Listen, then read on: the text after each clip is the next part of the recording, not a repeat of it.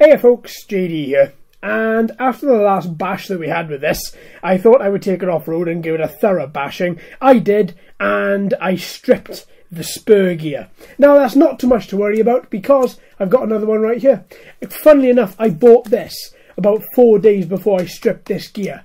I don't know what it was that was telling me to get it, but I did, and I'm glad I did. So what we're going to do today is we're going to take off this part of the car, same as we did when we replaced the motor from the brushed to the brushless. We're just essentially going to unscrew some screws here, lift off this part, get at the Spur gear, uncouple it, put the new one on, and then tighten it back up, and we should be good to go. So what we're going to do now is just zoom into this part here so we can have a proper look. What I've done for the second, let me just get my Allen key. Okay, so what I've done is I've unscrewed this screw, that one, these two here, and these two here.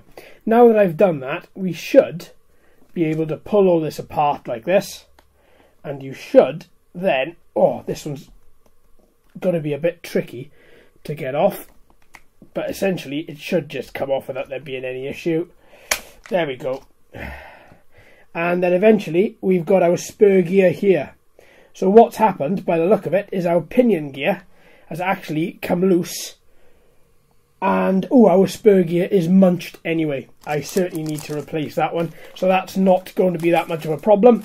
What is going to be a problem is that pinion gear, which has actually come off. So this is the new pinion gear here. This is a, what teeth is this? 65 teeth. So there we are, 65 teeth FTX pinion gear there. Quite nice, quite standard. But if you look down here, let me get this, the pinion gear here, see, it's loose and it's just come straight off there. So that's not good. See, there's the pinion. Luckily, the screw is still in it, so I can also revisit that.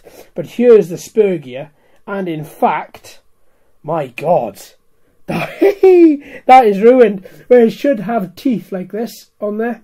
In fact, what we've got on that one, I don't know how well you can see this, probably not too well, but if I just move this a little bit, can you see this? There's no teeth. It's totally smooth. So I have stripped that well and truly. So that's not too much of a bother. What I can do is I'm going to have to strip this car back a little bit further, and then we are going to have to look at replacing that gear. So let's strip this car back even more. Okay, so this is what I've had to do. So we've had to take off the little plastic shielding here. Then I had to take off the main running backbone of the car. Then from there I had to unscrew the wheelie bar at the back and take this back end of the car off totally. So this back end here is totally removed, and then we can get access to this. So that is your main running gear with your Spur gear on there as well. So what we need to do is just loosen all of this, take this gear out, and then replace exactly as that goes in like that. And then it just connects back in that sort of assembly. And then you should be back up and running once everything goes together. So I'm going to replace this, and then we'll be back in a couple of minutes and I'll show you exactly what I did from that point. Okay, now to get rid of this Spur gear and attach this new one. Before we do that, we've got a little bit of maintenance that we have to do on this shaft. So we've got to remove this little Allen key bolt in here, which holds on, sorry for the hands folks, which holds that on. And then when that has been removed, then we can remove the bearing, which sits on there. That looks okay, so I don't need to replace that. And then we should then just be able to unscrew this bolt, this nut from here. Oh, now the reason I'm using the pliers and not using a socket set is because of this shaft here. I couldn't get a socket on there because by the time you put the socket on here, and then by the time you add the lever, it unfortunately was too long. So that's not good. So I've gone down the route of using just a bog standard needle nose pliers, because for what I need it for now, that'll do quite nicely. So off comes the nut, off comes the spring, off comes the other plastic little bearing, and then we can get access to the Spur gear, Now for that, there's quite a few parts, as you can see, which are coming off it. So that is the old spur gear. Let me just show you. Old one. Right. Look at this. Totally rounded compared to this new one. Look at that. The difference is staggering. So what I'm going to do now is I'm going to just connect it all back up by putting everything on, put in the little sort of gasket on there, and then another gasket. Really, I should be doing this without any of this soil or leaves or anything around here, but unfortunately I'm at a bit of a rush for the minute. So what I'm trying to do now is just fit it all in. What I've got to do then is find out where the hole is for that little pin to slide in. It's right there. Okay, so as I put all this on, I've got to really push it down tight. By the look of it, can I screw that in perhaps? Is there any sort of screw in there? Right, so I've just lost another pin, so let's take all this off. One pin goes in on the first hole, like that, and then on goes your plastic sheath at the back, and then on goes the gasket, and then on goes that. That should be the first bit, and then the second hole is exposed down there, but as soon as you put all this on, that hole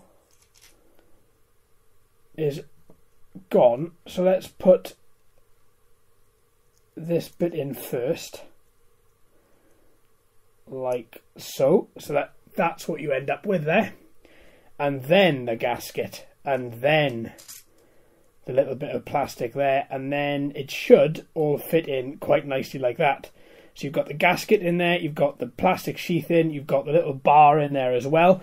Now for that, now you put on the little black plastic, then you add on the spring. Now we put the bolt back on, and the bolt has to be 1.4 centimeters away from the end, but we can do some more sort of measurements of that when we come to actually fit it onto the Bugsta itself and actually see how it goes on. Now this bit is going to take quite a while for me to just tighten this bit up, and it's not going to be fun to watch, so I'm probably going to fast forward this bit. So that should be most of it done.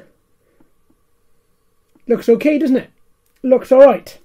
Now if you have got any RC motor oil on here, then I would advise for you to put it back, because we might need a little bit of it. There we go. Just for the end bit here before it slots into the car. Right, let's pop that on there. Where's my Allen key? There. Now let's screw this back in here, like so. And that goes on quite tight, like that. There we go. Nice, not too tight. So that's your whole assembly.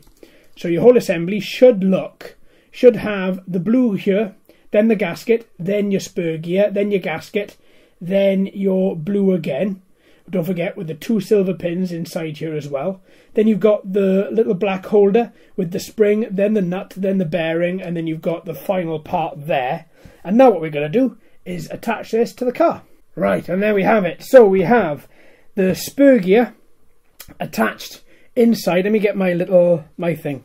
So we have the spur gear here attached directly to the back drive of the wheel. So if we hold up the back wheel, we should be able to see that if we move this spur gear, there we are, the wheels turn. That's exactly what we're after.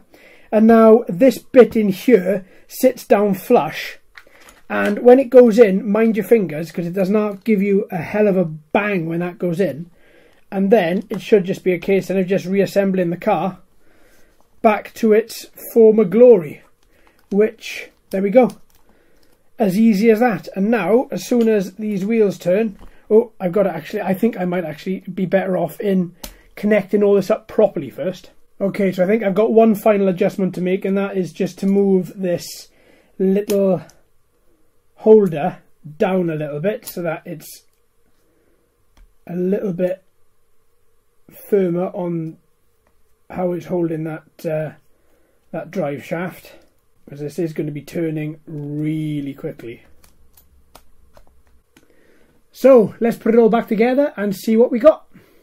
Okay, so what we've done so far now is we've got the new spur gear in, everything's attached, and we've also got the old pinion gear back in and fully screwed in. I think what happened with that is as this gear, the spur gear, got so well rounded, I think what happened is that the pinion started to move out, because some of this, the old spur, is rough, and it's only rough on one particular edge, so you can see there that the pinion was only working on one side rather than all of it nice and evenly. So what I've done is I've just reattached it, gone back through, and now from here we can attach the main wishbone back onto the car, as well as all the plastics at the back here. And that's it, your pinion is all, your spur gear is all in with your pinion, and you should all be good to go.